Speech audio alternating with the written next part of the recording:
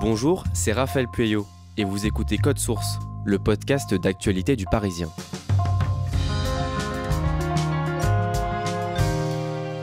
En 2014, une guerre éclate à l'est de l'Ukraine dans le Donbass. Le conflit pousse plus d'1 million d'Ukrainiens à fuir la région et certains vont même trouver refuge en France. Rodion Krotov est l'un d'entre eux. Il a 14 ans quand il arrive avec sa sœur et ses parents à Bourges, dans le Cher. Mais 7 ans plus tard, la guerre le rattrape quand la Russie lance une vaste offensive militaire en Ukraine. Pour Code Source, Rodion raconte comment il vit cette guerre à distance au micro d'Ambre Rosala.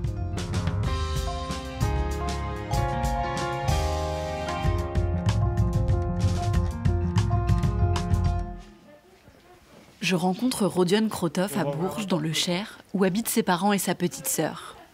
Il est grand, blond et a des yeux bleus. Depuis le début de la guerre en Ukraine, il fait quasiment tous les jours le tour de plusieurs associations et entreprises de la ville pour collecter des produits qu'il enverra au peuple ukrainien. Donc là, il y a des tentes, il y a tout ça, et puis... Incroyable. C'est quoi? C'est des affaires que des gens ont ramenées? Ouais, on a fait appel aux dons et ils essaient d'aider comme ils peuvent pour envoyer en Ukraine ou pour aider les réfugiés qui sont ici. Il y a quoi? Couverture, nourriture. un peu de tout, ouais. Après avoir chargé sa voiture de cartons et de sacs, remplis de produits d'hygiène, de nourriture pour bébé ou encore de vêtements, il m'emmène chez ses parents, dans un appartement à Bourges. C'est tous les jours comme ça. Nous nous installons dans le salon et il commence par me raconter que c'est très important pour lui d'aider son pays depuis la France. On essaie d'envoyer tout ce qu'on peut. J'essaie de faire de mon mieux, je fais mon maximum, parce que j'ai pas le choix en fait, je peux pas faire autrement. C'est mon pays, je peux pas ne pas le faire. Chaque petit truc, ça peut sauver une ou deux vies. On peut pas laisser notre pays comme ça, et que ce soit ici ou là-bas, on va se battre, on va tout faire pour. Rodion est né le 23 août 2001 à Donetsk, en Ukraine. Puis il grandit à Mariupol, une ville portuaire dans le sud de la région du Donbass, avec ses parents et sa petite sœur. Il me raconte qu'il grandit dans un quartier calme de la ville, qui est pourtant l'une des plus dangereuses d'Ukraine. À l'époque, quand j'étais petit, Mariupol, c'était l'une des villes les plus criminelles d'Ukraine. Une fois, avec mon ami d'enfance, on a failli se faire kidnapper aussi un jour. Pas loin de chez nous d'ailleurs. C'est juste deux hommes en mode hey, venez, on va vous acheter des trucs, nanana. Heureusement, nos parents ils nous avaient prévenus. Nous, en soi, on sortait... peu importe ce qui se passe autour, on restait jamais à la maison. Tout ce qui est les maisons abandonnées ou des constructions qui n'ont pas été finies, abandonnées, tout ça. Mais depuis tout petit, on y allait. J'ai l'impression, grâce à mon enfance comme ça, j'ai peur de rien maintenant. Au printemps 2014, une guerre éclate dans le Donbass. Des séparatistes pro-russes veulent l'indépendance de la région et des affrontements éclatent dans plusieurs villes. Alerte renforcée et pas question pour l'instant d'un cessez-le-feu dans la cité industrielle ukrainienne de Mariupol, où de nombreuses explosions ont retenti ces dernières heures autour de la ville. Les rebelles seraient donc en train d'avancer sur la cité portuaire de 500 000 habitants. Une nuit, Rodion, qui a 13 ans, entend des bombardements à l'est de Mariupol, à l'opposé du quartier où il habite. On entend, il y a des bombes qui explosent, parce que malgré le fait que c'était à l'opposé de là où on était, c'était tellement fort qu'on entendait vraiment tout. On a peur, on sait pas quoi faire. On sait pas si ça va arriver jusqu'à chez nous ou pas. T'es là et t'attends. T'attends si tu restes en vie ou pas. Et là, je me dis, il y a quelque chose qui va pas, on peut pas vivre comme ça. Les bombardements continuent les semaines qui suivent et la mère de Rodion veut fuir. Mais le père de Rodion est patron d'une entreprise de BTP et la famille ne peut pas tout quitter comme ça. Puis Rodion me raconte qu'un jour, son père est menacé par des séparatistes pro-russes qui semblent faire le tour des entreprises de Mariupol pour chercher des financements. Mon père, un jour, il était au travail, dans sa boîte, et il y a des gens armés, je crois, il m'avait dit que c'était 3 ou 4, avec des kalachnikovs. Et c'était des gens, soit des séparatistes, soit l'armée russe directement. Ils faisaient le tour des entreprises pour qu'on les finance. À ce moment-là, mon père, il n'a pas voulu financer et on lui a dit que voilà, il faudra assumer les conséquences si tu payes pas. Dans ce cas-là, on a changé de ville. On est parti plus dans le centre, mais on a vu que, c'était quand même assez dangereux. Même quand on est parti vers le centre, il recevait des appels en mode ouais, t'es passé où, nanana et tout. Et ma mère a compris qu'il faut qu'on parte en fait en Ukraine. Notre famille ne peut pas être en sécurité. Il n'y avait pas le choix en fait. On ne pouvait pas rester là-bas. Rodion et sa famille se sentent toujours menacés en Ukraine, alors ils quittent le pays au début de l'année 2015. Ils partent en camion avec toutes leurs affaires et arrivent en France. Ils restent 2 mois à Orléans, puis ils s'installent à Bourges, dans le Cher, où ils font une demande d'asile. Ils vivent d'abord dans un appartement prêté par une association d'aide aux demandeurs d'asile, puis ils déménagent dans un foyer. Avec ses parents et sa petite sœur, ils vivent à 4, dans une chambre d'une 15aine de mètres carrés seulement. Rodion n'a que 14 ans, et il ne se rend pas bien compte de tout ce qui se passe. 14 ans, je m'occupais pas de ça. J'étais là en mode waouh, je vais en France. Je vais voir la Tour Eiffel. Au début, je me rendais pas compte qu'on part ici pour toujours. Moi, je pensais que c'était des vacances, des trucs comme ça. Au final, je vois, on reste. On repart pas. Je comprenais pas ce qui se passe. Je comprenais pas, j'étais là. Ouais, on vit en France, mais voilà, avant c'était mieux. Avant, mon père, c'était un entrepreneur. Là, on est comme des clochards, mais au début, c'était dur. Vraiment, quand on arrive et qu'il y a rien, il y a plus de vie, plus d'amis, on sait plus quoi faire. J'allais à l'école, je comprenais pas ce qui se passait, ce qu'ils disaient, mais voilà, on se débrouillait. C'était déjà ça, c'est mieux que rien. La demande d'asile de Rodion et sa famille est refusée, alors ils en font une nouvelle. Rodion apprend le français en seulement quelques mois, et il se fait beaucoup d'amis dans son nouveau collège. Mais il est encore très inquiet pour ses amis et sa famille restés dans le Donbass, comme sa grand-mère et son oncle, car la guerre continue. Pour se changer les idées, il s'inscrit au judo, et le sport devient son échappatoire. Ça me libérait l'esprit. Entre la guerre en Ukraine, entre faire les papiers à la préfecture, remplir les impôts et voilà. Mon enfance s'est terminée beaucoup trop tôt. Ça m'aidait à extérioriser un peu de tous mes problèmes, de tout ça, d'oublier tout ce qui se passe, de me fixer sur le sport. Rodion et sa famille arrivent petit à petit à se construire une nouvelle vie. Son père devient bénévole dans une association et un titre de séjour leur est accordé en 2018. En 2020, Rodion décroche son bac sans difficulté et quitte alors sa famille pour s'installer en région parisienne où il commence des études de commerce international dans le Val-de-Marne. À l'automne 2021, ses amis et sa famille restés en Ukraine le préviennent que les soldats russes sont de plus en plus nombreux à la frontière ukrainienne. Ses proches habitent loin de la frontière, mais Rodion leur demande quand même des nouvelles et il le rassure. Il disait non, tout va bien se passer, t'inquiète pas. Moi, je me disais, oui, peut-être s'il attaque, il va attaquer l'Est, mais pas toute l'Ukraine et pas avec des avions. Il va pas bombarder des civils. Il s'attendait peut-être à une attaque, mais pas à une attaque massive de toutes les villes. Et surtout pas à une attaque des civils. Il est 20h, bonsoir à tous. Édition spéciale ce soir. À quel point ce 24 février 2022 s'inscrira-t-il dans l'histoire? Offensive russe en Ukraine, frappe coordonnée, installations militaires ukrainiennes détruites.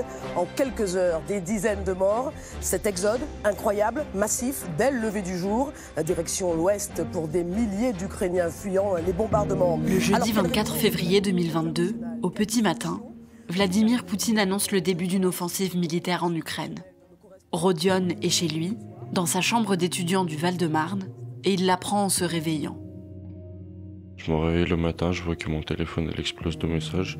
Je lis le premier message de mon meilleur pote, et là c'était plus qu'un choc, je savais pas quoi faire en fait. Toute cette situation, ça m'a tellement choqué.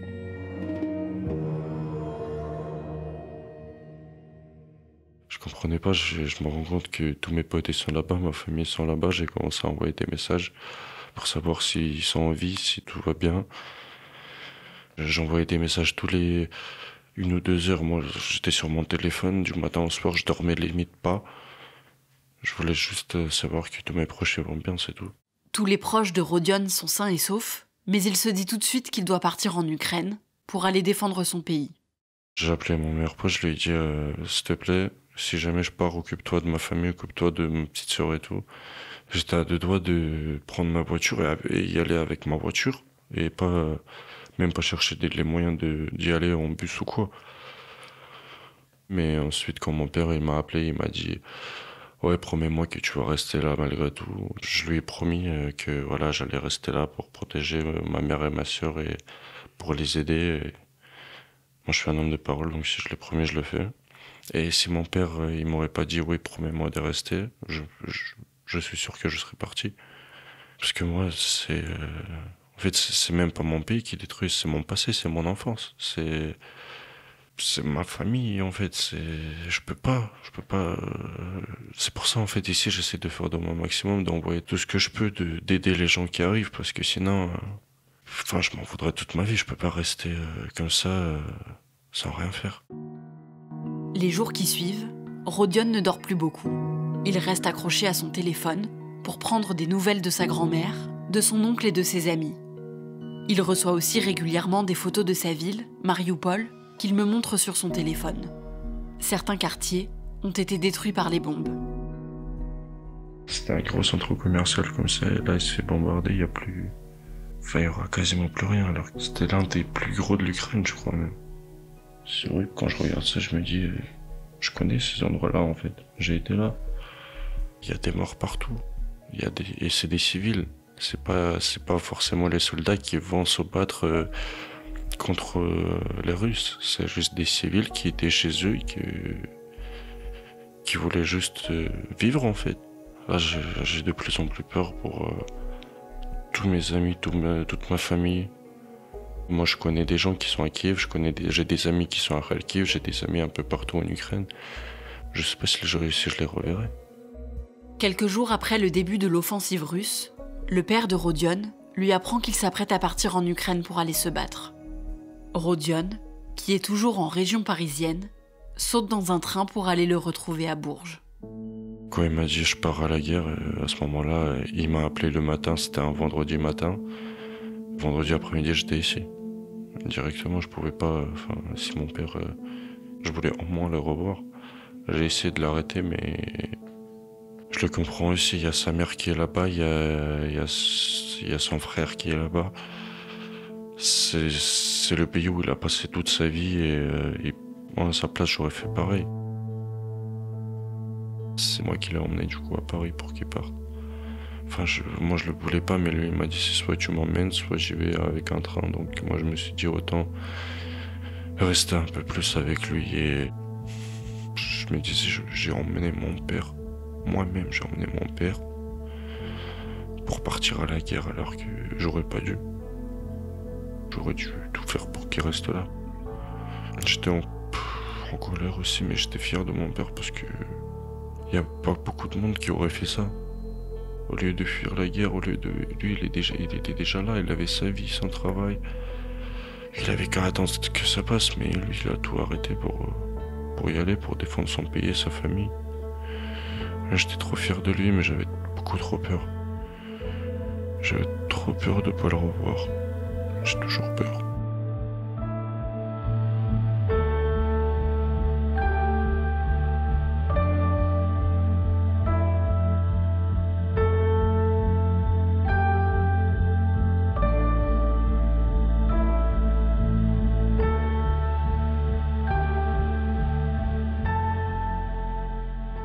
Ambre, aujourd'hui, est-ce que Rodion a des nouvelles de son père ? Alors, il en a eu au moment où son père est arrivé en Ukraine et les jours qui ont suivi, il s'est envoyé des messages. Mais là, il m'a dit que ça faisait quelques jours, 4-5 jours à peu près, qu'il n'avait plus du tout de nouvelles de son père. Il répond plus à ses messages, mais Rodion m'a dit qu'il gardait espoir. Il sait qu'il y a de gros problèmes de réseau là où se trouve son père et donc il pense qu'il ne peut pas lui répondre à cause de ça, mais qu'il est en sécurité. Comment est-ce que sa sœur et sa mère vivent cette situation ? Elles le vivent comme Rodion, hein. Elles sont très inquiètes pour le père de Rodion, pour leur famille restée en Ukraine et pour leur pays de manière générale. Mais quand je les ai rencontrées, j'ai quand même eu l'impression qu'elles restaient très fortes face à cette situation et qu'elles gardaient, elles aussi, espoir pour la suite. Comme on l'entendait au début du reportage, Rodion passe ses journées à collecter des vivres pour les envoyer en Ukraine. Concrètement, comment est-ce qu'il fait ? Alors en fait, il récolte de nombreux produits un peu partout dans la ville de Bourges qui sont donnés par des associations comme Emmaüs ou la Banque Alimentaire par exemple, mais aussi par des particuliers. Il les regroupe, il les trie et ensuite lui-même, il va en camion les apporter à Paris à des associations qui vont soit les distribuer à des familles réfugiées ukrainiennes qui arrivent en France, soit qui vont les envoyer en Ukraine pour les soldats et les civils restés là-bas. Et en fait, voilà, Rodion m'a expliqué qu'il faisait ça tous les jours depuis le début de la guerre, à récolter des produits, les trier et les envoyer à Paris. Et donc, est-ce qu'il continue ses études à Paris ? Alors non, en fait, ce qu'il m'a expliqué, c'est qu'il avait passé un accord avec son université qui l'autorise à rater les cours en ce moment. Et en fait, là, il attend de voir comment évolue la situation pour retourner en région parisienne et reprendre les cours. Mais pour l'instant, il n'a ni l'énergie ni la force de se concentrer sur autre chose que ce qui est en train de se passer dans son pays. Merci Ambro Rosala. Cet épisode a été produit par Sarah Amni, réalisation Julien Moncouquiol. Code Source, c'est le podcast d'actualité du Parisien, disponible sur toutes les plateformes d'écoute. Nous publions un nouvel épisode chaque soir de la semaine. Pour ne rater aucun, n'oubliez pas de vous abonner sur votre application audio préférée. Et puis, si vous aimez Code Source et que vous voulez nous le dire ou nous laisser un commentaire, n'hésitez pas à nous écrire codesource@leparisien.fr.